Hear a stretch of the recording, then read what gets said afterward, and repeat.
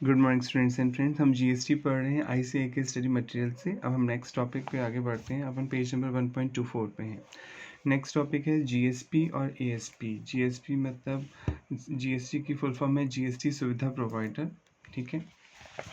और एएसपी की full form है एप्लीकेशन सर्विस प्रोवाइडर। अब इनका मतलब क्या है पहले वो समझ लेते हैं।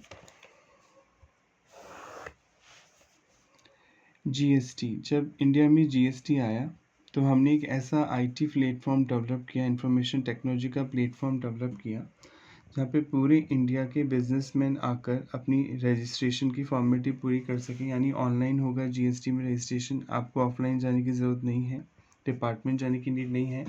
आप अपनी रिटर्न भी ऑनलाइन फाइल करेंगे। रिटर्न मतलब टैक्स डिपार्टमेंट को यानी जीएसटी डिपार्टमेंट को आप डिटेल देंगे कि आपकी सेल क्या है, परचेज़ क्या है, किससे ख़रीदा, किसको बेचा, लाइक दैट आप रिटर्न फाइल करेंगे। आपको रिफ़ंड क्लेम करना है तो भी आप इसी साइट पे जाके क्लेम करेंगे। तो यानी ये जो साइट है जिसे आप जीएसटी, कल आपने लास्ट क्लास में पढ़ा था, जीएसटी ने कंपनी बनी थी, गुड सर्विस टैक्स नेटवर्क। ये सेक्शन 8 की कंपनी यानी नॉन प्रॉफिट मेकिंग कंपनी है। ये होली ऑन गवर्नमेंट कंपनी यानी 100% जो शेयर है वो गवर्नमेंट कंपनी के पास में है। इस साइट को इन्फोसिस कंपनी ने डेवलप किया है। तो ये जो जीएसटी बनाई गई company goods and services tax network, इसका काम था एक आईटी इंफ्रास्ट्रक्चर प्रोवाइड करना पूरे इंडिया में जो बिजनेसमैन हैं उनको, ताकि वो लोग ऑनलाइन सारे प्रोसेस को कर सकें जीएसटी में। अब इसके लिए आपको नेट चाहिए होगा। पहली बात तो अगर आप जीएसटी पे कर रहे हैं, ठीक है, तो आपको रजिस्ट्रेशन चाहिए कराना है तो नेट होना चाहिए आपके पास, यानी वाईफाई होना चाहिए, यानी आप कोई ब्रॉडबैंड यूज़ करते हो जिसके थ्रू आप रजिस्ट्रेशन करा सकते हैं जीएसटी में। प्लस आप टैक्स सेवी होने चाहिए। टेक से भी मतलब आप टेक्नोलॉजी समझते हो, राइट। तो इंडिया में बहुत से बिजनेसमैन ऐसे हैं जिनके पास हो सकता है छोटे, भले उनकी सेल ज़्यादा है पर नेट इतना फ्रिक्वेंटली वहाँ नहीं काम करता है, या वो इतने टेक्नोलॉजी सेवी नहीं है, टेक्नोलॉजी नहीं समझते हैं, तो फिर वो ये चीज़ें नहीं कर पाएंगे, राइट। तो गवर्नमेंट ने क्या कहा, कुछ कंपनीज़ को राइट दिया, कुछ पर्सन को राइट दिया कि वो डिपार्टमेंट यानी जीएसटी डिपार्टमेंट और जो टैक्स पेयर हैं यानी जो बिजनेसमैन हैं उनके बीच में मीडिएटर का काम कर सके। मीडिएटर, ये तो आप समझते हैं, जैसे आपको लाइसेंस बनाना है, आपको ड्राइविंग लाइसेंस बनाना है, तो कई शहरों में, सिटीज़ में क्या होता है कि अब वहाँ पे एडवोकेट्स होते हैं या मीडिएटर होते हैं, आप उनके पास जाते हैं, वही आपके फॉर्म वॉर्म भरते हैं, आपसे बीच में एक्स्ट्रा पैसे लेते हैं और आपका ड्राइविंग टेस्ट में आपकी हेल्प करते हैं, आपको बताते हैं कि कहाँ क्या फॉर्मेलिटीज़ आपको पूरी करनी है, यानी आपका टाइम सेव करते हैं वो लोग। ड्राइविंग टेस्ट तो आपको ही देना पड़ता है, पर वो टाइम सेव करते हैं और इसके बदले वो आपसे कमीशन लेते हैं, राइट। आप चाहें तो खुद भी ड्राइविंग लाइसेंस बना सकते हैं, आप खुद जा सकते हैं डिपार्टमेंट, फॉर्मेलिटीज़ पूरी कर सकते हैं, पर वो टाइम कंज्यूम होगा। तो जीएसटी डिपार्टमेंट और टैक्स पेयर के बीच में कुछ लोग मीडिएटर्स होते हैं। इनका काम क्या होता है, एक ऐसा प्लेटफॉर्म प्रोवाइड करना जो जीएसटीएन से लिंक होगा, यानी एक ऐसा ये अपना सॉफ्टवेयर बनाएंगे ये लोग जो जीएसटीएन से लिंक होगा। जब आप रिटर्न वगैरह अपलोड करेंगे, आपको पहले ये एरर बता देगा कि आप जो रिटर्न अपलोड करना चाह रहे हैं, जो डिपार्टमेंट को आप डिटेल देने वाले हैं वो गलत है, यानी अपने यहाँ तो सेल की डिटेल गलत दे रहे हैं, आप परचेज़ की डिटेल गलत दे रहे हैं, या आप रजिस्ट्रेशन करते समय ये गलती कर रहे हैं। तो बहुत सी चीज़ें आपको पहले ही बता देगा, ये ऑनलाइन होगा, ठीक है। एक ऐसा सॉफ्टवेयर डेवलप करेंगे जीएसपी, गुड्स एंड सर्विस, जिन्हें बोला जाएगा जीएसपी, ठीक है, जीएसटी सुविधा प्रोवाइडर। यानी ये लोग ऐसा सॉफ्टवेयर डेवलप करेंगे, मीडिएटर होंगे जो टैक्स पेयर और डिपार्टमेंट के बीच मीडिएटर का रोल प्ले करेंगे। जैसे क्लियर टैक्स हो गया, आपने नाम सुना होगा क्लियर टैक्स, आप इसके थ्रू भी भर सकते हैं अपनी रिटर्न वगैरह, और ये लिंक होता है जीएसटी पोर्टल से। और जब आप ये भरेंगे अपनी रिटर्न तो ये आपको कोई एरर वगैरह है तो पहले ही बता देगा, ताकि डिपार्टमेंट कोई नोटिस डिपार्टमेंट की तरफ से आए तो आपको प्रॉब्लम नहीं हो। तो ये होते हैं जीएसपी गुड्स यानी जीएसटी सुविधा प्रोवाइडर, जो मीडिएटर का रोल प्ले करते हैं एसएससी यानी टैक्स पेयर और जीएसटी डिपार्टमेंट के बीच एक प्लेटफॉर्म प्रोवाइड करते हैं जहाँ पे कोई भी जा सकता है। क्योंकि पहले आप, इसके लिए बस नेट आपके पास होना चाहिए, भले आप टेक्नोलॉजी से भी नहीं है पर नेट होना चाहिए। आपकी हेल्प करते हैं, आपकी मदद करते हैं, उनके काउंसलर बैठे होते हैं, आपकी हेल्प करते हैं कैसे आपके रिटर्न भरते हैं, या बीच में आपसे ऑब्वियसली कमीशन लेंगे, राइट। अब जीएसपी को भी एक सॉफ्टवेयर डेवलप करना होगा, जिसके लिए एएसपी की मदद लेते हैं, एप्लीकेशन सुविधा प्रोवाइडर। ये लोग आईटी प्लेटफॉर्म डेवलप करके देते हैं जीएसपी को, जो जीएसटी डिपार्टमेंट से लिंक होता है। के लिए अब समझ लेते हैं। GST and Goods Services Tax Network has selected certain information technology enabled services and financial technology company को select किया to be called, जिन्हें बोला जाएगा GST सुविधा provider. GST सुविधा provider have access to GST system. ये इन लोगों का access होगा GST system से, and have the capability to develop application to be used by taxpayer for interacting with the GSTN. और ये कैपेबिलिटी डेवलप करेंगे कि ये ऐसा सॉफ्टवेयर डेवलप करेंगे जो जीएसटी डिपार्टमेंट से लिंक होगा, जो टैक्स पेयर और जीएसटी डिपार्टमेंट को लिंक कर सकता है, आपस में इंटरेक्ट कर सकते हैं. GSP develop application having features like return filing कर सकते हैं आप इस पे जाकर, रिकन्सिलेशन कर सकते हैं, purchase register data with auto populated data, यानी जो डेटा जैसे मैंने आपको सामान बेचा तो जीएसटी में ऑटो पॉपुलेटेड होता है, अभी आप आगे पढ़ेंगे. जैसे मैं सेलर हूँ, ठीक है, सेलर यानी सप्लायर, और आप परचेजर हैं रिसिपिएंट. जीएसटी में सेलर को बोलते हैं सप्लायर और परचेजर को बोलते हैं रिसिपिएंट.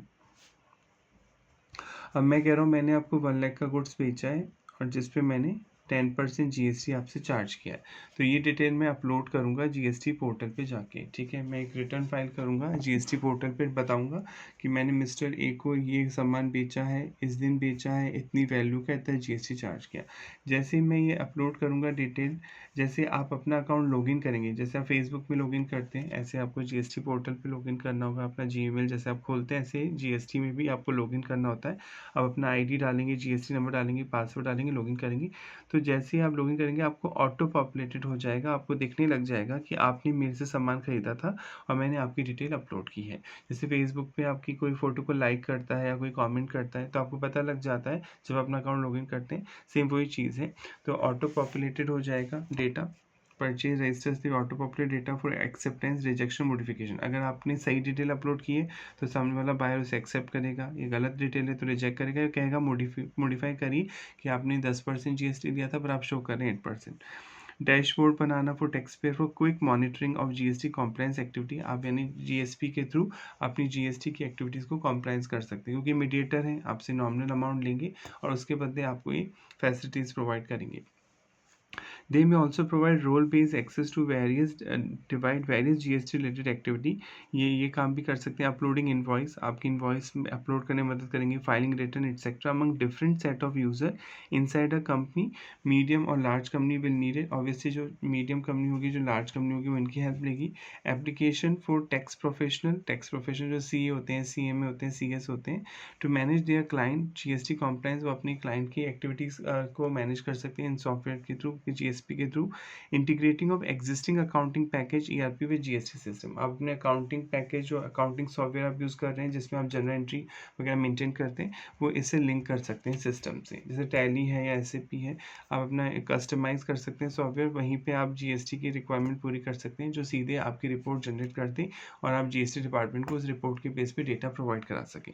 तो गुड्स एंड सर्विसेज बहुत ईजी है. जीएसपी गुड्स एंड जीएसटी सुविधा प्रोवाइडर एक तरह से कंपनीज होती हैं, आईटी इनेबल कंपनी होती हैं, जो टैक्स पेयर की हेल्प करती हैं to with interact with the department के साथ इंटरेक्ट करने में. ये आपका रजिस्ट्रेशन प्रोसेस में हेल्प करती हैं, आपकी रिटर्न फाइलिंग में हेल्प करती हैं. रिकन्सिलेशन, कि आप जो सेल दिखा रहे हैं वो आपकी अकाउंट रिकॉर्डेड सेल से मैच हो रही नहीं हो रही है, मिसमैच तो नहीं हो रहा, कहीं आप सेल दिखा रहे हैं 1 करोड़ और एक्चुअल सेल हुई है 1.5 करोड़, तो मिसमैच डेटा वगैरह जो होता है ये पहले ही बता देता है. जीएसपी इज एडिशनल चैनल, एक तरह से एडिशनल चैनल है, मीडिएटर है, being made available for facilitating, जो कि मदद करते हैं the tax payer for performing some of the function, कुछ काम को करने में. And use of their services is optional, और इनकी सर्विसेज यूज़ करना क्या है, ऑप्शनल है. आप चाहें तो अगर खुद आप जानते हैं तो खुद भी रिटर्न भर सकते हैं, या आप किसी चार्टर्ड अकाउंटेंट की हेल्प ले सकते हैं, पर इनकी सर्विस लेना ऑप्शनल है. आप चाहें तो ले भी सकते हैं, चाहे तो नहीं भी ले सकते. जीएसपी में take help of application service provider. GST भी सॉफ्टवेयर डेवलप करने के लिए एप्लीकेशन सर्विस प्रोवाइडर की मदद ले सकते हैं. Who act as a link between tax payer और जीएसपी, जो हेल्प करते हैं टैक्स पेयर और जीएसपी की. क्लियर. कंपनसेशन सेट्स, अब आगे बढ़ते हैं. जीएसटी आपने पढ़ा था, एक तो होता है सीजीएसटी जो सेंट्रल गवर्नमेंट चार्ज करती है. अगर विद इन स्टेट आप सामान बेचते हैं तो सीजीएसटी चार्ज होता है, जिसे आप बोलते हैं central goods and services tax.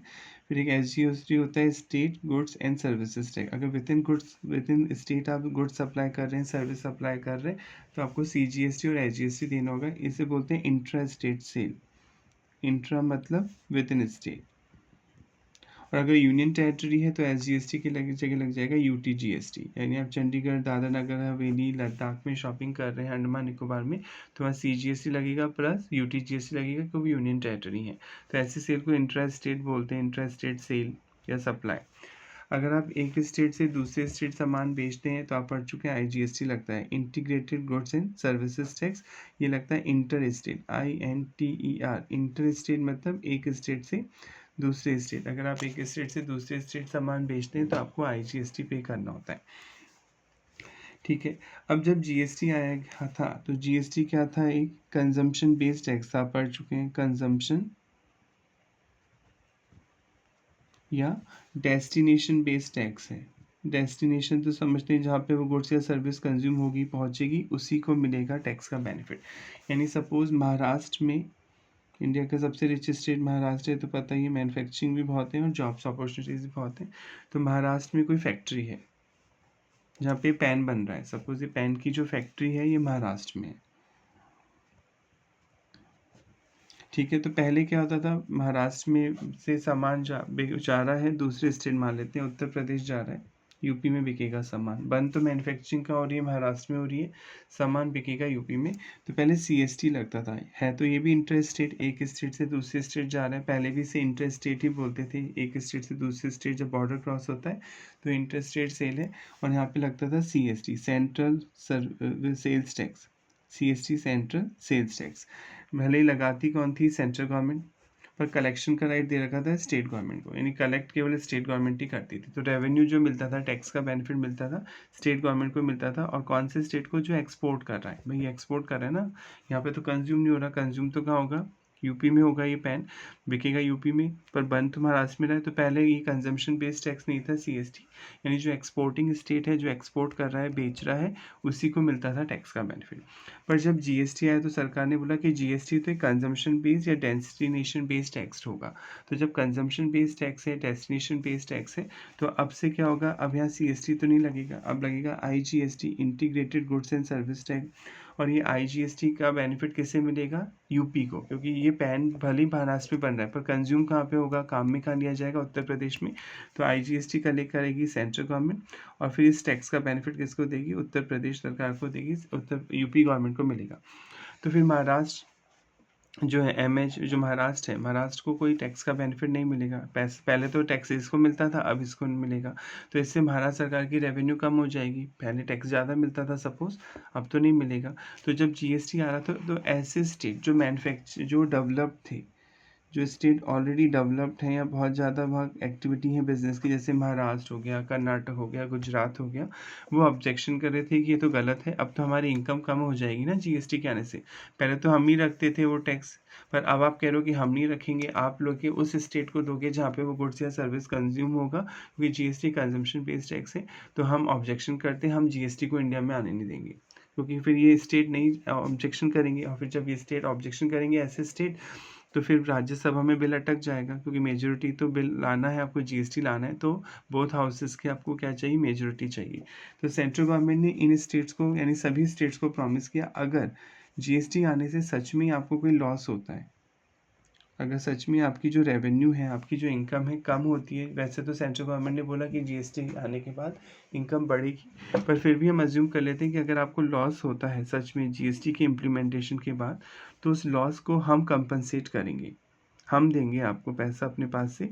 अगर सच में ही कोई लॉस हुआ है, महाराष्ट्र गवर्नमेंट को सेंट्रल गवर्नमेंट बोल रही है कि अगर सच में कोई लॉस होगा तो वी विल कंपनसेट, हम कंपनसेट करेंगे आपको, हम देंगे पैसा।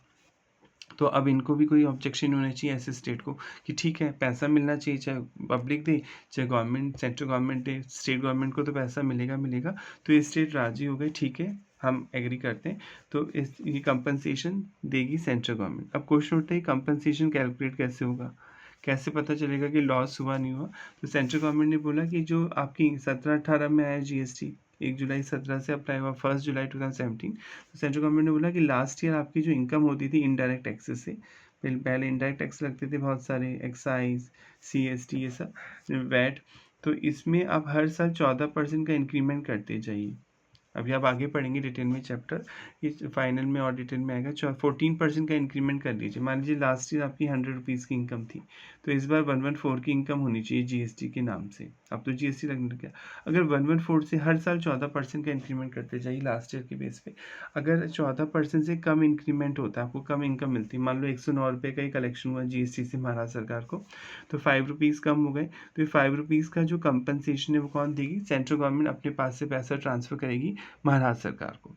ठीक है, तो अब ये सेंट्रल गवर्नमेंट देगी, यहाँ तक तो समझ में आ गया। अगर 114 रुपये से ज़्यादा की इनकम हुई, मान लो जीएसटी से 118 का कलेक्शन हुआ महाराष्ट्र गवर्नमेंट को, तो कोई कंपनसेशन नहीं देगी, फिर तो कोई लॉस ही नहीं हुआ, फिर तो आपको फ़ायदा ही हुआ है। 14% तो बहुत बड़ा परसेंट इंक्रीमेंट का, तो फिर कोई कंपनसेशन नहीं मिलेगा। अगर 14% से कम का आपको अमाउंट रिसीव होता है तो central government will compensate, central government compensation देगी। अब मान लेते हैं अभी 5 रुपये कम मिले, सबको 109 रुपये का कलेक्शन हुआ महाराष्ट्र गवर्नमेंट को, तो 5 रुपये सेंट्रल गवर्नमेंट देगी। अब सेंट्रल गवर्नमेंट के पास कोई मशीन थोड़ी नोट छापने की, वो देती रहेगी। और वैसे भी मनी जो प्रिंट होती है वो डिमांड सप्लाई के अकॉर्डिंग होती है। अब ज़्यादा मनी भी प्रिंट नहीं कर सकते, वरना इसकी वैल्यू गिर जाएगी रुपये की, जो आप इकोनॉमिक्स में पढ़ते हैं। तो सेंट्रल गवर्नमेंट 5 रुपये कहाँ से लाएगी, क्वेश्चन उठता है। तो सेंट्रल गवर्नमेंट के ने बोला कि हम एक टैक्स लगाएंगे, जिसे बोलेंगे GST compensation to state act. Tax लगेगा, GST compensation to state tax. और आप पढ़ चुके हैं, जब भी टैक्स लगाना होता है सरकार को, तो पहले क्या बनाना पड़ता है? कानून बनाना पड़ता है। बिना कानून बनाए आप पब्लिक से टैक्स नहीं ले सकते हैं एज पर कॉन्स्टिट्यूशन। तो जीएसटी एक्ट, एक एक्ट बनाया सेंट्रल गवर्नमेंट ने, जिसका नाम दिया GST compensation to state act 2017। इसमें लिखा गया कि ये टैक्स लगेगा लग्जरी गुड्स पे। लग्जरी गुड्स मतलब जो महंगे प्रोडक्ट होते हैं, for example Mercedes car, plus ये लगेगा डीमेरिट गुड्स पे। डीमेरिट डीमेरिट गुड्स मतलब ऐसे गुड्स जो हेल्थ के लिए सही नहीं, से पान मसाला, गुटखा, ठीक है, इन पे लगेगा एक्स्ट्रा, यानी जीएसटी भी लगेगा इन प्रोडक्ट्स पे। यानी मर्सिडीज खरीदेंगे तो नॉर्मल जीएसटी लगेगा, प्लस उसके अलावा एक और टैक्स लगेगा जिसे बोला जाएगा GST compensation to state tax. और इस टैक्स से जो पैसा आएगा सरकार के पास, वो ये पैसा उन स्टेट को जाएगा जिन स्टेट को जीएसटी के आने से लॉस हुआ था। तो इसके लिए भी एक अलग से कानून बनाया, जिसे जीएसटी कंपनसेशन टू स्टेट बोला जाता है। समझ में आ गया होगा। वैसे चैप्टर भी आएगा आगे जब सी फाइनल में आएंगे, पर अभी आप इतना शॉर्ट में समझ लें। GST compensation says at a specified rate से लगेगा is imposed under the goods and services tax compensation to state cess मतलब एक्स्ट्रा लगेगा tax act 2017 on the specified luxury item पे लगेगा, और डीमेरिट गुड्स पे लगेगा जो सेहत के लिए अच्छे नहीं है, for example pan masala, tobacco, aerated water, motor car etcetera. भले ही एडिटेड वाटर, मोटर कार तो सेहत के लिए ख़राब नहीं है, पर ये कॉस्टली है, महंगे लग्जरी आइटम में आते हैं। Computed on the value of taxable supply, value पे लगेगा। Compensation as is leviable on inter state supply, within state बेचेंगे तब भी लगेगा ये tax. And inter state supply, एक स्टेट से दूसरे स्टेट बेचेंगे तब भी लगेगा। विद अ व्यू क्यों लगेगा? टू प्रोवाइड फॉर कंपनसेशन, ताकि उन स्टेट को कंपनसेट किया जा सके, उनके नुकसान की भरपाई की जा सके। To the state for the loss of revenue, जिनको इनकम कम हुई है, arising on account of implementation of GST, GST के आने से इनकम कम हुई है। पहले ये 5 साल तक ही लगाया गया था, यानी 2022 तक ही लगना था ये टैक्स। बाद में सेंट्रल गवर्नमेंट ने 5 साल और एक्सटेंड कर दिया था, ठीक है, इसे आगे एक्सटेंड कर दिया। इनिशियली इट वाज लेवीड, लगाया गया था charge for a period of 5 year up to 30 June 2022 तक इसे लगाया गया था। However its levy and collection is extended, अभी एक्सटेंड कर दिया गया टिल 31 मार्च 2026 तक। Compensation is to be provided to a state for a period of 5 years from the date on which the state bring its SGST act into force। यानी जिस दिन state government ने SGST लगाया, वहाँ से लेके 5 साल तक अगर कोई नुकसान हुआ है सेंट्रल गवर्नमेंट मतलब स्टेट को, तो जीएसटी कंपनसेशन से उसकी भरपाई की जाएगी। क्लियर? अब नेक्स्ट टॉपिक, जीएसटी आ tax on goods and services. ये तो हमें पता ही कि जीएसटी गुड्स पे भी लगता है और सर्विसेज पे लगता है। आपसे कोई पूछते what do by goods, goods क्या होता है, तो क्या बोलेंगे? गुड्स एक टेंजिबल चीज़ है जो दिखाई देती है, यानी जो मार्केट में आती है बेचने और खरीदने के लिए, उसे हम गुड्स बोलते हैं। Any tangible things which comes in the market for sale और purchase is known as goods, आप उसे गुड्स बोलते हैं। सर्विस का मतलब क्या होता है? एक इंटेंजिबल चीज़ है जो दिखाई नहीं देती, फील कर सकते हैं आप, और उससे कोई वैल्यू एडिशन मिलता है, आपको कोई फ़ायदा होता है। जैसे बार्बर की शॉप पे कटिंग करवा रहे हैं तो आप लगते हैं कि आप अच्छे लग रहे हैं, राइट? डॉक्टर ट्रीटमेंट कर रहा है, मैं आपको पढ़ा रहा हूँ या कोई टीचर आपको पढ़ा रहा है, तो आप फील कर सकते हैं कि आपकी नॉलेज बढ़ रही है, पर वो इंटेंजिबल दिखाई नहीं देगी।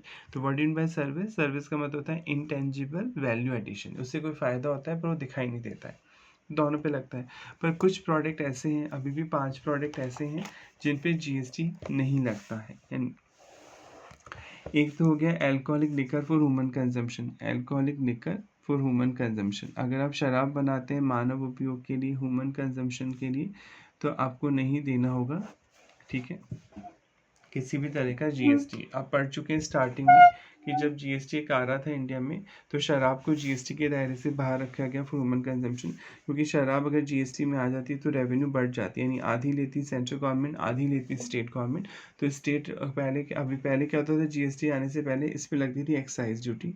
एक्साइज ड्यूटी मतलब इसे मैन्युफैक्चरिंग टैक्स भी बोलते हैं या प्रोडक्शन टैक्स भी बोलते हैं। जैसे ही आप अपने फैक्ट्री गेट से बाहर निकालेंगे प्रोडक्ट मैन्युफैक्चरिंग के बाद, आपको पहले सेंट्रल गवर्नमेंट को एक्साइज ड्यूटी देनी पड़ती थी, और स्टेट गवर्नमेंट भी लगाती थी एक्साइज ड्यूटी। और जो शराब का टॉपिक है वो स्टेट लिस्ट में आता है। आप पढ़ चुके हैं कॉन्स्टिट्यूशन में 3 लिस्ट है, एक है यूनियन लिस्ट, एक है स्टेट लिस्ट और एक है कॉन्करेंट लिस्ट। यूनियन लिस्ट में जो टॉपिक आते हैं उन पे कानून बनाएगी केवल सेंट्रल गवर्नमेंट, स्टेट लिस्ट में जो टॉपिक आते हैं उन पे कानून बनाएगी केवल स्टेट गवर्नमेंट। तो जो शराब है वो स्टेट लिस्ट का टॉपिक है, ये स्टेट गवर्नमेंट के पास राइट है शराब को बैन करना या लीगल करना या टैक्स लगाना, ये स्टेट गवर्नमेंट का राइट है। अब आप कह रहे हो कि हम जीएसटी जब लाएंगे तो सारे प्रोडक्ट गुड्स और सर्विस जीएसटी में मर्ज हो रहे थे, तो फिर शराब भी जीएसटी में मर्ज होगी, और शराब जब मर्ज होगी तो आधी इनकम लेगी सेंट्रल गवर्नमेंट, 50% लगेगा सीजीएसटी जो भी रेट है, और आधी इनकम लेगी उस पर स्टेट गवर्नमेंट। तो सारे स्टेट अड़ गए जहाँ पे शराब से ज़्यादा इनकम होती है कि नहीं हम ऐसा होने नहीं देंगे, फिर तो हमारी इनकम बढ़ जाएगी। और वैसे भी स्टेट लिस्ट का टॉपिक है, सेंट्रल गवर्नमेंट दखल नहीं दे सकती, तो स्टेट अड़ गए कि नहीं शराब को तो जीएसटी में आप नहीं रख सकते। तो स्टेट जब बढ़ गए तो बिल राज्यसभा में अटक जाता है जीएसटी का, जीएसटी आ ही नहीं पाता इंडिया में। तो सेंट्रल गवर्नमेंट ने प्रॉमिस किया कि ठीक है हम शराब पे जीएसटी नहीं लगाएंगे। अब आप अल्कोहलिक लिकर बना रहे हैं फॉर ह्यूमन कंजम्पशन, तो शराब को जीएसटी के दायरे से बाहर रखा गया। इस पे अभी भी वही पुराने टैक्स लगेंगे, यानी एक तो ये स्टेट एक्साइज ड्यूटी लगेगी, स्टेट गवर्नमेंट ही लेगी एक्साइज ड्यूटी, और जब आप इसे बेचेंगे शोरूम पे ले जाकर तो आपको इस वैट देना होगा, वैल्यू एडेड टैक्स, जिसे सिंपली हम बोलते हैं सेल्स टैक्स। तो शराब अभी जीएसटी के दायरे में नहीं आती, लॉजिक बता दिया क्यों नहीं आती, क्योंकि ये स्टेट का टॉपिक है, स्टेट गवर्नमेंट नहीं चाहते थे कि इनकम बटे सेंटर के साथ, इसे वो मना कर दिया। ठीक है, अगर आपको शराब को जीएसटी मिलाना है बाई चांस सपोज फ्यूचर में, तो आपको पहले कॉन्स्टिट्यूशन अमेंड करना होगा, क्योंकि ये स्टेट लिस्ट का टॉपिक है, कॉन्स्टिट्यूशन को अमेंड करना होगा, उसके बाद ही आप शराब को जीएसटी के दायरे में लेके आ सकते हैं। इस पर अभी भी पुरानी टैक्स लगते हैं जो पहले लगते थे, यानी जब आप प्रोडक्शन करेंगे, प्रोडक्ट फैक्ट्री गेट से बाहर निकालेंगे शराब बनाकर, आपको स्टेट एक्साइज ड्यूटी देनी होगी, निकालते ही देनी पड़ेगी। निकालने से पहले मतलब जैसे निकाल रहे हैं फैक्ट्री गेट से बाहर, यानी कि पहले शोरूम पे ले जाएंगे फिर पे करेंगे। आपको at the time of removal, जैसे आप फैक्ट्री गेट से बाहर निकालेंगे, आपको स्टेट गवर्नमेंट को एक्साइज ड्यूटी देनी होगी, इसे प्रोडक्शन टैक्स भी बोलते हैं। और फिर जब शोरूम से बेचेंगे या किसी को बेचेंगे, सामान सप्लाई करेंगे शराब को, तो वैट देना होगा, वैल्यू एडेड टैक्स, जिसे सेल्स टैक्स भी बोलते हैं। ड्यूटी वर्ड तब आता है जब कोई टैक्स गुड्स पे लगता है तो उसे ड्यूटी वर्ड यूज़ किया जा सकता है वहाँ पर। टैक्स तो एक कॉमन वर्ड है जो इनकम पे भी लगता है, गुड्स पे लगता है, पर स्पेसिफिकली अगर कोई ड्यूटी बोल रहा है तो वो गुड्स की बात कर रहा है कि गुड्स पे कोई टैक्स लग रहा है तो उसे ड्यूटी बोलते हैं। जैसे कस्टम ड्यूटी हो गई, अभी अब जब सीए फाइनल में आएंगे, हायर क्लासेस में आएंगे, तो आप कस्टम ड्यूटी पढ़ते हैं। कस्टम ड्यूटी का मतलब होता है जब आप इम्पोर्ट एक्सपोर्ट करते हैं कोई प्रोडक्ट, गुड्स या सर्विस, इंडिया से बाहर ले जाते हैं तो एक्सपोर्ट हो गया, इंडिया में लेके आते हैं बाहर से कोई चीज़ तो इम्पोर्ट हो गया, तो वहाँ पे कस्टम ड्यूटी लगती है। ड्यूटी मतलब गुड्स पे लगती है, तो इम्पोर्ट एक्सपोर्ट ड्यूटी भी बोलते हैं कई लोग कस्टम ड्यूटी को। इसके अलावा कौन से प्रोडक्ट हैं, एक है natural gas, nitrogen helium natural gas हो गई, एक हो गया आपका पेट्रोल, एक हो गया डीजल, एक हो गया एविएशन टर्बाइन फ्यूल, जो हेलीकॉप्टर वाइट पेट्रोल बोलते हैं, जो एयरलाइंस कंपनी यूज़ करती है वहाँ डाला जाता है। तो natural gases, petrol, diesel, aviation turbine fuel, इन प्रोडक्ट पर जीएसटी लगेगा, ये जीएसटी में आते हैं, ठीक है, इन पे जीएसटी लगेगा, ठीक है। पर किस दिन से लगेगा, अभी तक इनकी डेट नोटिफाई नहीं की है सरकार ने, ठीक है। अगर नोटिफाई कर देगी डेट की, निर्मला सीतारमण जी जो है आपकी फाइनेंस मिनिस्टर, वो बताएंगी किस दिन से इन पे जीएसटी लगेगा। अभी तक गवर्नमेंट ने एक फिक्स डेट नहीं बताई कि कब इन प्रोडक्ट पे जीएसटी लगना शुरू होगा। इससे आप देखते हैं कि पेट्रोल डीजल की price state to state differ करती है, क्योंकि अभी भी इन पे पुराने टैक्स लगते हैं। एक तो एक्साइज ड्यूटी लगती है जो लेती है सेंट्रल गवर्नमेंट, प्लस बेचते हैं तो वैट लगता है जो लेती है स्टेट गवर्नमेंट, वैट तो लेती है स्टेट गवर्नमेंट, ठीक है। और एक्साइज ड्यूटी लेती है सेंट्रल गवर्नमेंट। और एक स्टेट से दूसरे स्टेट बेचते हैं तो CST लगता है अभी भी, ठीक है। सेंट्रल सेल्स टैक्स, शराब को भी एक स्टेट से दूसरे स्टेट बेचते हैं तो CST लगता है, सेंट्रल सेल्स टैक्स, ठीक है। तो जो प्रोडक्ट अभी GST के दायरे में नहीं आए उन पे पुराने टैक्स लगते हैं। Excise duty natural gas, petrol, diesel, aviation turbine fuel उस दिन से ये GST के दायरे में आएंगे जिस दिन डेट अनाउंस कर दी जाएगी कि ये इस डेट से इन पे GST लगेगा, पर अभी तक कोई डेट अनाउंस नहीं की है, इसलिए ये प्रोडक्ट अभी GST के दायरे में नहीं आते हैं। Natural gas, petrol, diesel, aviation turbine fuel, इन पे अभी भी एक्साइज ड्यूटी लगती है जो सेंट्रल गवर्नमेंट देती है। वैट लगता है, अगर विद इन स्टेट बेचेंगे, इंट्रा स्टेट सेल करेंगे तो वैट लगेगा, जिसे सेल्स टैक्स बोलते हैं, वैल्यू एडेड टैक्स। और एक स्टेट से दूसरे स्टेट बेचते हैं तो CST लगता है, सेंट्रल सेल्स टैक्स, और ये भी सेंट्रल गवर्नमेंट लेती है, ठीक है। और ये तो समझ में आ गया होगा, क्लियर है यहाँ तक। उस दिन से लगेगा इन पर जिस दिन से सेंट्रल गवर्नमेंट बोल देगी कि इन प्रोडक्ट को GST में आना होगा, यानी इन पे तो लगेगा, इनके लिए कोई कॉन्स्टिट्यूशन अमेंड करने की जरूरत नहीं है, इन पे तो केवल डेट अनाउंस करनी है सरकार को। पर अगर शराब पे तो कभी नहीं लग सकता GST, पर अगर लगाना है तो आपको पहले कॉन्स्टिट्यूशन को अमेंड करना होगा, क्योंकि शराब फॉर ह्यूमन कंजम्पशन जो है वो स्टेट लिस्ट का टॉपिक है। तो पहले कॉन्स्टिट्यूशन को चेंज करके सेंट्रल गवर्नमेंट को अपने पावर में लाना होगा उस प्रोडक्ट को, शराब को, तभी वो उस पर GST लगा सकती है। अब कुछ प्रोडक्ट ऐसे हैं जिन्हें गवर्नमेंट मानती है कि डीमेरिट गुड्स हैं, डीमेरिट गुड्स या सिन गुड्स, खराब गुड्स हैं, सिन मतलब पाप, ठीक है। सिन गुड्स जैसे तंबाकू हो गया, पान मसाला हो गया, गुटखा हो गया, राइट। तो तंबाकू पे गवर्नमेंट ने बोला कि इस पे पुराने टैक्स भी लगेंगे, यानी इस पे एक्साइज ड्यूटी भी लगेगी प्रोडक्शन करने पे, प्लस GST भी लगेगा, यानी डबल टैक्स लगेंगे इस पे, क्योंकि हमें प्रोडक्ट को महंगा करना है, हम नहीं चाहते ये चीज़ें ज़्यादा कंज्यूम, अगर ज़्यादा टैक्स नहीं लगाओगे इन चीज़ों पर तो ये सस्ते हो जाएंगे, अभी भी इतने महंगे नहीं है पर ये और सस्ते हो जाएंगे तो पब्लिक ज़्यादा कंज्यूम करेगी। तो गवर्नमेंट ने बोला बंद तो नहीं कर सकते, क्योंकि बहुत सारा एम्प्लॉयमेंट इससे जनरेट होता है, और गवर्नमेंट इसका ऑल्टरनेट जब तक नहीं ढूंढेगी तब तक वो इसे पूरी तरह बैन नहीं कर सकती, पर वो इसे महंगा ज़रूर कर सकती है, इसके कंजम्पशन को कम ज़रूर कर सकती है। तो गवर्नमेंट क्या कर सकती है, टैक्स बढ़ा देगी, गवर्नमेंट के पास राइट है, मतलब एक तरह से वेपन है, हथियार है। अगर गवर्नमेंट को लगता है कि इस प्रोडक्ट का कंजम्पशन हमें बढ़ाना है तो टैक्स कम कर दो, उसका टैक्स घटा दो तो कंजम्पशन बढ़ेगा। जैसे इलेक्ट्रिक व्हीकल अगर गवर्नमेंट को प्रमोट करने हैं, इलेक्ट्रिक गाड़ियाँ, तो गवर्नमेंट टैक्स कम लेगी तो गाड़ियाँ सस्ती हो जाएंगी तो लोग इलेक्ट्रिक व्हीकल खरीदेंगे। और गवर्नमेंट को लगता है इस चीज़ का कंजम्पशन हमें कम करना है, ठीक है, तो टैक्स बढ़ा दो। टैक्स बढ़ा दोगे तो वो प्रोडक्ट महंगा हो जाएगा और सर्विस महंगी हो जाएगी, तो पब्लिक जो कम यूज़ करती थी वो कम करेगी या यूज़ करना बंद कर देगी। तो इसलिए तंबाकू एक पे वो पुराने टैक्स भी लगेंगे, ठीक है, और GST भी लगेगा, यानी एक्साइज ड्यूटी भी देनी होगी, और जब बेचेंगे तो आपको गुड्स एंड सर्विस टैक्स भी देना होगा। अब हम पढ़ लेते हैं इस टॉपिक को।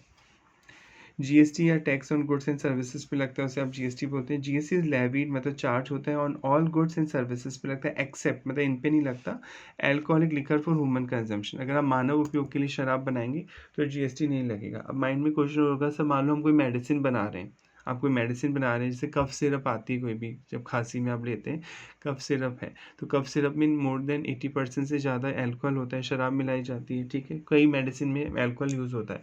तो क्या हम मेडिसिन जब बेचेंगे तो उस पर भी GST नहीं लगेगा फिर तो, क्योंकि शराब तो आती नहीं है GST के दायरे में, नहीं उस पर लगेगा, क्योंकि आप जब मेडिसिन सेल कर रहे हैं आप ये कह के नहीं बेच रहे कि ये ह्यूमन कंजम्पशन के लिए शराब बना रहे हैं, आप वो मेडिसिन के नाम से बेच रहे हैं तो उन पर तो लगेगा GST। पर अगर आप प्योरली शराब बेच रहे हैं फॉर ह्यूमन कंजम्पशन तो उन पर नहीं लगेगा GST। एंड पेट्रोलियम क्रूड, ठीक है, जो कच्चा पेट्रोलियम क्रूड है, कच्चा तेल है, डीजल है, पेट्रोल है, एविएशन टर्बाइन फ्यूल और नेचुरल गैसेस, इन पे नहीं लगेगा किसी भी तरह का GST। Alcoholic liquor for human consumption is outside the realm of GST, इसे GST के दायरे में, तो दायरे से बाहर रखा गया है। द मैन्युफैक्चर और production of alcoholic liquor continue to be subjected, मतलब इन पे लगेगा स्टेट एक्साइज ड्यूटी लगेगी। एंड इंटर स्टेट, अगर आप एक स्टेट से दूसरे स्टेट बेचेंगे तो CST लगेगा।